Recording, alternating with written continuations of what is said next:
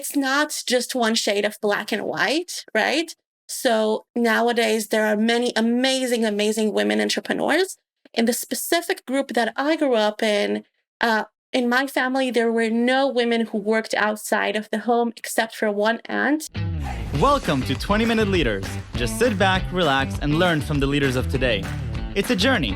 Each one is different, unique, inspiring. Let's get started. This episode is powered by J Ventures, a community-driven VC fund in Silicon Valley in partnership with Leumi Tech and sponsored by Hippo Insurance, Turing, Upwest Labs, and Hillel at Stanford. This one is all about passion and the entrepreneurial journey. Meet Chedva Kleinhandler, CEO and founder of Rooms and Words. Chedva is the CEO of Rooms and Words, a marketing and strategy consulting agency, and a future of work expert. Previously, Chedva was the co-founder and CEO of Emerge, an award-winning startup which brought micro-mentoring to Fortune 500 companies like Facebook, Siemens, and more. She's passionate about the future of learning, diversity, and career growth, and has given keynote speeches on those subjects and more at Facebook, Microsoft, AllCloud, and other leading companies, as well as NGOs. Chedva's work has been featured on Huffington Post, Wired, the BBC, and more. Chedva Kleinhandler, thank you for joining me on 20-Minute Leaders all the way from Bnei Brak. How are you? I am so good and very grateful for you pronouncing my name correctly. That doesn't happen often. Well, what the viewers don't know is that we've been practicing right before starting this recording. So it's, but I'll take the compliment. So thank you for that.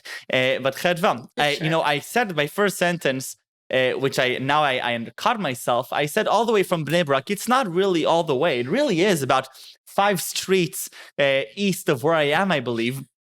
So, but there is a mentality of all the way, and you're not the typical, Tel Avivian, entrepreneur that grows up to be a businesswoman. And so, while there are a lot of really interesting things that we're going to be talking about, I'd love to start from your background a little bit and understand how you grew to become a businesswoman, how you grew to have, over, I think like I counted 36 different companies that you've been involved with in a really meaningful way. How does that happen? How do you grow up to be such a remarkable, entrepreneurial spirit? Of course, you just become religious and you move to Bnei Brak, and then it's just all strawberries from there, right? So, no, I completely agree. I think it feels like there's such a distance, even though our entire country is, I think, smaller or just the same size of New Jersey. It feels like there's a chasm between different groups and different locations. And in fact, yesterday was International Women's Day, and I spoke at a UNICEF and GUSEC event in India to women about entrepreneurship. And you know what? I felt like there was less of a distance between those women and where I come from in many ways. So I do want to say that even in the ultra-Orthodox community in Bnei Brak, where I come from, it's not just one shade of black and white, right? So nowadays, there are many amazing, amazing women entrepreneurs. In the specific group that I grew up in my family, there were no women who worked outside of the home except for one aunt, let alone entrepreneurs. But I do think that even with women entrepreneurs in the community today, technology feels very inaccessible and very different. And that's not right. It's not surprising, even in technology in general and secular and in general population, we're dealing with that. Does it seem accessible? Does it seem like a good fit? Does it seem like something that's relevant for girls and in the future women? For me specifically, I never saw myself as an entrepreneur or as someone who loves technology. I honestly thought I would be a Really? writer and an author when I grew up. Yeah, I still love writing. Kind of an obsessive writer on social media. You can check it out. But I did grow up feeling two very, very different things. So one was I was made to feel my family like I'm talented and like I can do whatever I want. And the other one was a lot of fear of risk. And like, Michael, startups and tech in general are all about risk. So I think that was a big chasm the most meaningful chasm to really cross. And then I started for something that was very close to what I wanted. I became a translator, and I just started writing about things that I cared about, like interior design, like books. I'm a huge bookworm. I have lots and lots of books at home. It's, Um, I was and gonna say you have over 2,000 books in yeah, your house, right? I do. And Unbelievable. over 500 of them belong to my son, which I'm very proud of. So yeah, Wow. Okay. yeah. And I think for me, it started from just really doing things I cared about. So writing about design, for example, when we were moving homes and I wanted to find inspiration, not as an expert, not as an interior designer, just gathering my inspiration. It was before Instagram and Pinterest.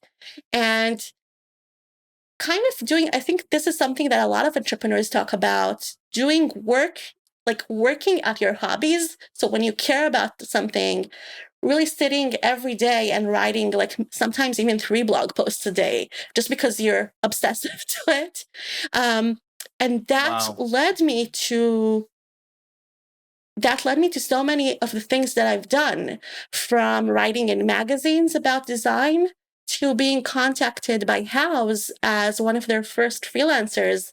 I didn't even know back then, it was in 2011, that it was started by two Israeli entrepreneurs in the Silicon Valley. So Right. it's not That's about like amazing. nobody discovered me, but by doing the work and by really being obsessive and by kind of investing your time and your passion, I feel like you discover so many things.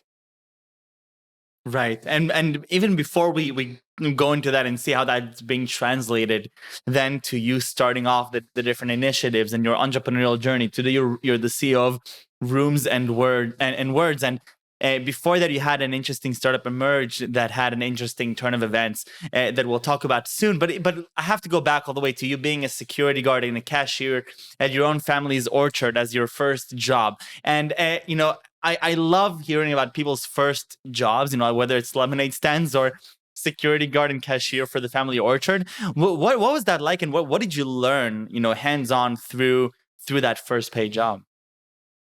So that was a really interesting summer. My family had many orchards, many citrus orchards in Israel for actually over 100 years, 111 years. And it's the Wow. citrus that's called etrogim. We use them in Sukkot, part of the Jewish ritual. Um, and so every summer they had like a huge storage place where they would pack all this citrus fruit and send them to America, to Brazil, all over the world. And they needed a cashier. And of course, like if I'm already the cashier, why not put my desk right at the front and kind of also act as a Right. security guard? And that was the same summer that where I did my SATs. So I would study it as an SAT course all day until the afternoon. And I would come to the orchard and we'll do that until like 1 or 2 or 3 a.m. because those were the crazy hours. That's a good training for entrepreneur, by the way. So all crazy hours of the night. And I still remember the amazing, amazing coffee that we would drink there.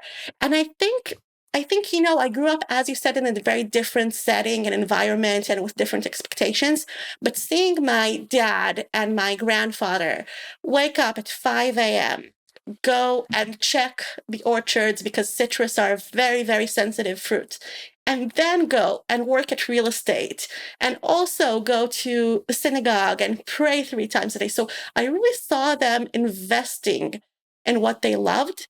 And it was never about complaining. It was always such a passion. Of course, they were tired. Of course, they were sometimes burnt out. Of course, Right. as a kid, I would like miss my dad and write him letters. But it was just so fulfilling, and you could feel it in the air. So I think one thing is really feeling that in all your senses. It's a very sensory experience. And the other thing is really understanding that when you care about something, you do everything. When I was a CEO for many years, I also swept to the floors, right? say, oh, it's beneath me or something like that. So, and I think every founder and CEO can relate to that. So I think that was a really great lesson for me. So a perfect segue, the role of a CEO, just hearing about your journey, first, the passion that you're exuding comes across the webcam, perfectly. I'm hearing you talk about, all the way from being a cashier and security guard with Orchards, all the way to writing content, to reading books, to now being the CEO. I think that what you're exemplifying here truly is just this entrepreneurial spirit, that it's something, it's in your DNA. It's a part of who you are. It's not something you can just turn off. Whatever you do, you're going to do it amazingly. And now what I'm particularly curious about is hearing your entrepreneurial journey with the companies that you've founded. And most specifically, I'd love to hear the story of Emerge, then talking about Rooms and Words. What's going on there? What was the idea? You partner with your co-founder, and what happens? My amazing co-founder. Yeah, so for me, because I didn't come from this world, and I think more than just not coming from this world, I didn't know people who had startups. I didn't know people who worked at startups. Actually, like looking back after I started my startup, I understood that I did know people who worked in startups or in tech generally, but I didn't think about them this way. They weren't, in founding teams, etc. Right? It's like, you probably can't relate, but a lot of times I'll have a friend who has a baby and she'll say, nobody told me about this. And it's not true. Like the information is available, but you have to also be open and kind of Right. at the right stage for you to absorb it. So for me, it really wasn't a life goal to start a technology startup. I had my marketing agency. I was very happy. It was also called Rooms and Words. It really evolved out of me reaching out to magazine editors and writing there about design from my blog. And then understanding that one, writing is very hard, it takes a lot of time and it's not scalable. Right. And two, that there's a huge need, especially for lifestyle businesses that are very small. And it was pretty much the start of e-commerce, right? Between 2010 and 2016. And they can do amazing, wonderful things abroad, but they don't have the tools to do it. Or even if they do, they don't have the time to do it. They're busy leading their company, manufacturing stuff, etc. So that became a marketing agency for lifestyle businesses. And one of those things, and it's very timely that we're speaking in March in Women's History Month, was that most of my clients were women.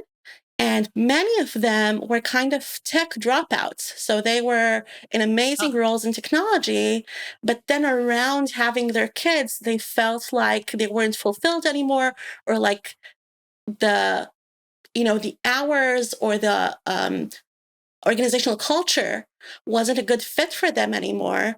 And then they went and, pursued their passion, which is great. But I kind of got stuck of like, why did they feel like this industry and other industries as well, like larger organization, is kind of pushing them away after they've worked there for Right. years. And more and more, I had conversations with people, mostly women, but people in general, about organizational culture and what it's doing to employees. And at some point, I just became so, I don't know if to say passionate or just annoyed by it. And I said, okay, I Is there a have difference? to do something about it. Yeah, I think it's a scale, right?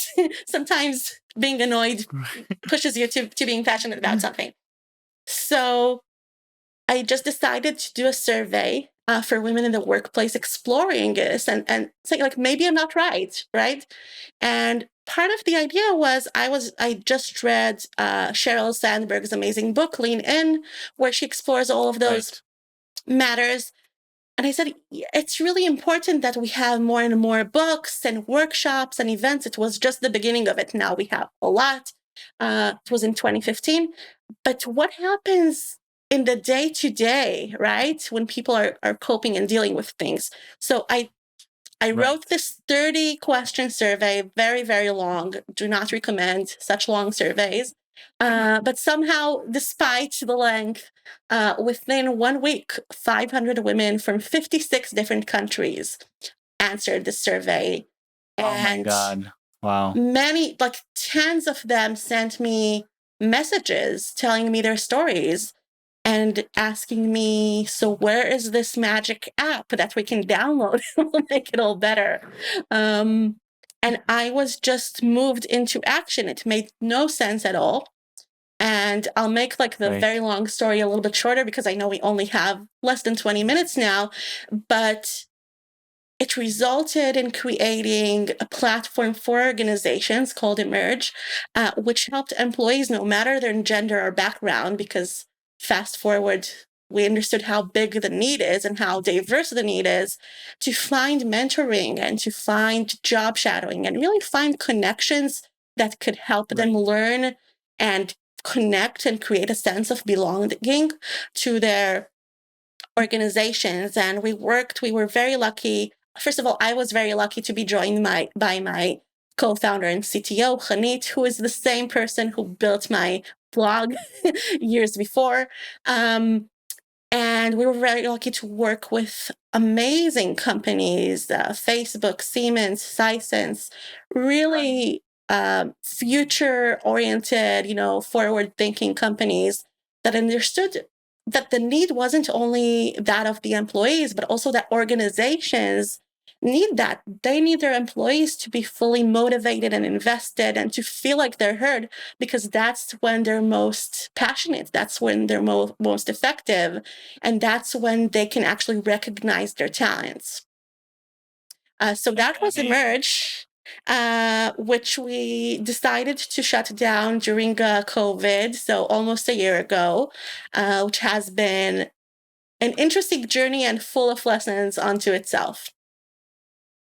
So I think that's exactly where we should be heading next. So you're running this company, you decide to close, and let's talk to me from the moment you decide to close. What happens? What is your own journey as an entrepreneur at that moment?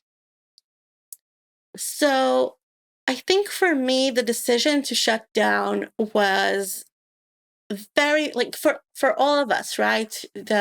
Me, my co-founder, our team, our investors, our clients, which found Emerge more relevant and more, critical than ever before, once everybody went into remote working and had even less of a sense of connection. So it was a really, really difficult decision. But also, we had a very different and hard path of fundraising, and it felt like it wouldn't be fair to anyone, not to me and my co-founder, who were already very burnt out. We knew that with every, fundraise and every round, and I think this is something that is not spoken about enough, it takes a toll. It takes a toll on your health. It takes a toll on your soul, on your spirit, on your family. And it wasn't sustainable. And at that point, we felt that even if we were able to raise a small amount of money to sustain us for a few months in COVID, it wouldn't be fair to the investors. We felt like their money would only go to close the company.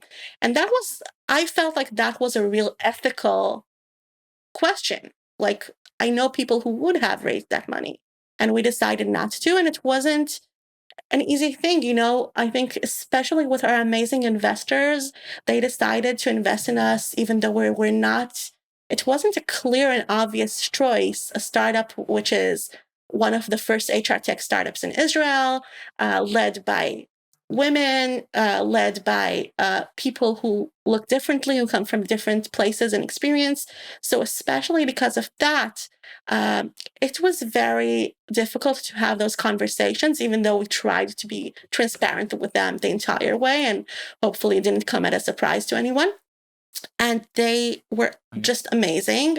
So amazing that one of my investors actually offered me a job like an hour after I told her that we're going to close. And she said, "Hey, you're available. I don't want to miss you." So it didn't pan out, but it was like a real validation. The next step was, I think, at once, she's amazing. And we did have 50% women investors, by the way, which I think is very different in our Wow. industry. And we were very, very proud about that. The next step was, I think, first of all, relief. Being a CEO is a big toll. It's a big weight to carry, and it's an amazing weight to carry. And I felt very, very privileged to be in that position, and hopefully sometime in the future again. But it's also a lot. So there was relief. I was Right. very relieved that we also a few months before that, let some people go so they didn't have to look for a job during COVID. So it's kind of, very Jewish relief and guilt mixed Right. together. Um, and then, yeah, and then the next step was really kind of trying to understand who I am. We started this conversation by talking about being passionate about your hobbies, right? When Yeah. you're a startup Yeah. CEO, at least in my experience, and I think it can be different and maybe it should be different, everything I did was emerge. I didn't, breathe oxygen that was for emerge. So Right. it was really interesting and not really easy to figure out, wait a minute, who am I if I'm not emerge, right? And what is Sure. my value also? I never thought about myself as someone who has a huge ego, but it does go into your head, I think, especially, part of our difficulty was being different, but it was also part of like we got a lot of coverage and articles. And hey, if I'm not this groundbreaking founder, what is the value that I bring to the world? And so it still is a really interesting journey of exploring that. And as someone who authenticity is very, very important to me, uh, I felt it was challenging to not silence myself and to talk about it and not to just let people think that I'm still doing Emerge. So it's interesting, I think, to myself at least. I can't imagine, I think that at the end, knowing how to react, both externally and internally. I never had the opportunity to reach one of these situations, either for, the great accomplishments or for the great failures. And I'm curious as to how I'll react personally, how I'll, react in front of others, how I'll, think and what I'll be thinking before I go to sleep, and what kind of, thoughts will go through and emotions. And conversations like these inspire me to understand that it's complicated and there is no answer. And I think at the end, what I'm gathering is that you're just very intentional about what you do, and you're very thoughtful about what you do. And while Thank the you. journey here is very specific to you, while the journey is very specific, I'm gathering that at the end, the key to knowing some guiding is through being intentional, and to first acknowledging that it's hard, and acknowledging that it's not intuitive necessarily. Chedva, we could be talking for hours more. We didn't even get a chance to talk about the incredible company that you're running now. But we're gonna have to leave that for another episode. 20 minutes just go by way, way too fast. But I do have the most important question that I have to ask you, which is 3 words that you would use to describe yourself. Oh wow, I thought about it, but now I need to remember. Um, Yeah, I think three. I think the three words that I would use, and I'm probably flattering myself, are curious, authentic, and brave. Why not? If nobody will say it, I'll say it. I love it. Chedva, thank you very, very much. Toda rabba. Stay safe and stay healthy. I look forward to continue getting inspired by the journey. And thank you for taking the time to meet with me. I really appreciate it. Thank you so much for having me.